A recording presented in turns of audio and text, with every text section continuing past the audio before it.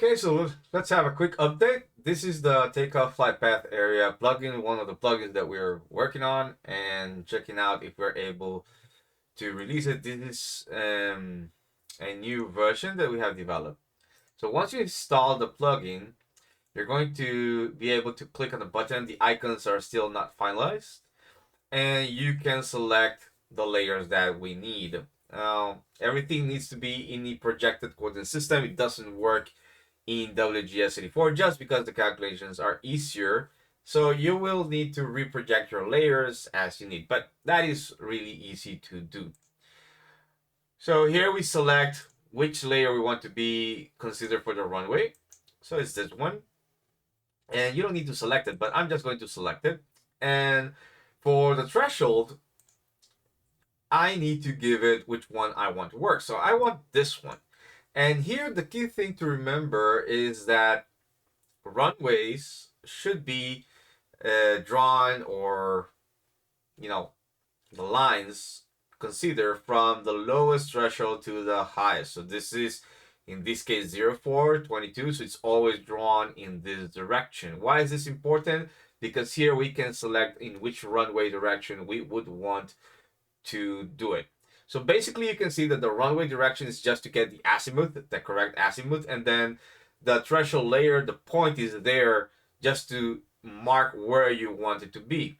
Now, if you have a clear way, there are two options that we can do it at the moment. But in this case, let's try it out first without a clear way. So the values here by default, the initial width and the maximum width are from the ICAO. The clear way length will be 0. And the initial length, this one, we still need to work it out because it doesn't do the conversion on the other side. But here you need to put what is the initial elevation on whatever will be considered your departure end of the runway on the other side. And on this side, on this example, it's not really fully. We can just say the initial elevation is 0, and we can concentrate just to put what's the DER elevation. So this information, we can get it from the AIP. In this case is from Mike Hotel Lima Mike. This is 25.687. Okay, so we can put here 25.687. Why we don't need the initial elevation? Because it's not really used for any calculations. We're probably just going to delete it anyway. Or let's see how it works. And in this case, we want to follow the same lengths, the same azimuth. So it's going to be start to end. And we can select if we want to export to KMZ or not. So let's try it out, see what's happening. So this is going to create two things. The takeoff flight path area and a reference line that we can use for calculations. So click calculate is going to request where we want to save the KML. So I'm just going to do it here. I just had a previous version, so I'm just going to replace it with version 2 and click save. So once we do that, it tells us that the calculation of the surface is finished. We can see it here on the map, and I'm just going to put it out on the top. The one key thing to remember is that we are basing the development of the plugin using memory layers because they're kind of faster to do and use less resources for some particular reasons I don't understand, but they don't live forever. It means that if we close a project, they don't exist. So we need to add an additional plugin, which is called the memory layer saver plugin, to be enabled, so it's always saved in our project. In that case, if I say this is going to be open again. If not, you can just export once you're happy with this into your disk. Okay, so now until now, basically we have created the area, we have a reference line, and I'm going to close this one here, this panel. Good, but where's the analysis? Okay, for that, remember we only work in a projected coordinate system. It means that our DTM needs to be in a projected coordinate system. Okay, so this is in UTM zone 16. And currently it's just working with raster. Needs to include obstacle data sets. Just because of the logic and it's as a model in QGIS. Eventually it's going to be also a button that we can just click and use, no? So for this, I have a model prepared in processing that I can use, which is called the takeoff flight path area. I input the departure and the runway elevation, which in this case is correct because this is the default. And I select which is the polygon. I only have one available for selection. Then I can choose a raster on disk, but I normally have them loaded, and I have several. It's the same layer, just different styling. So I can use whatever I want. Just use red. DTM post spacing tell us here what it is. I'm just going to use 0 for this example.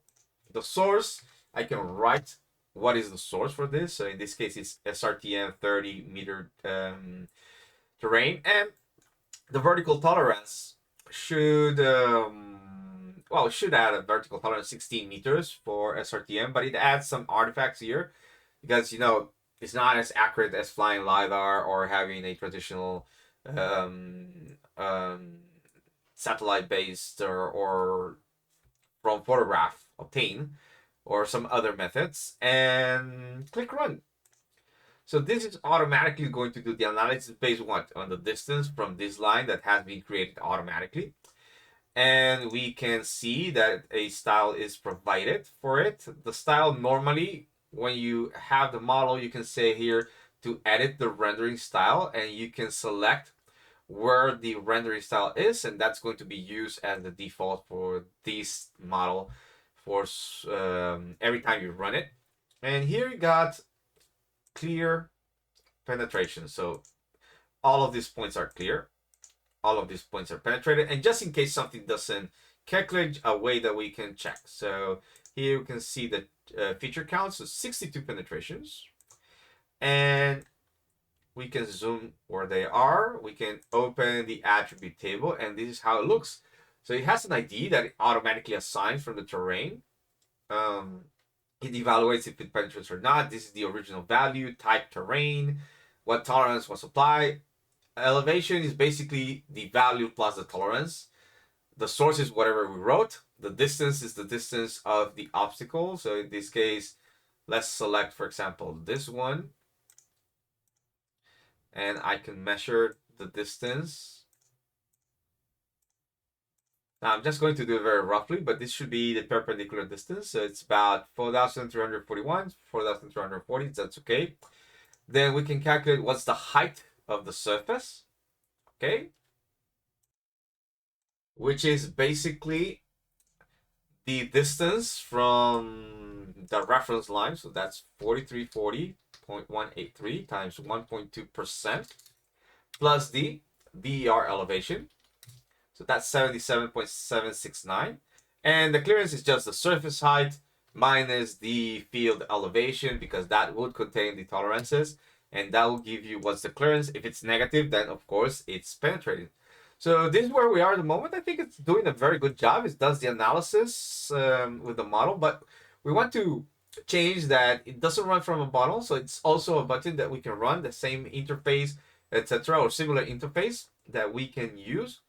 And from that point forward, the next step would be to create the other side, right?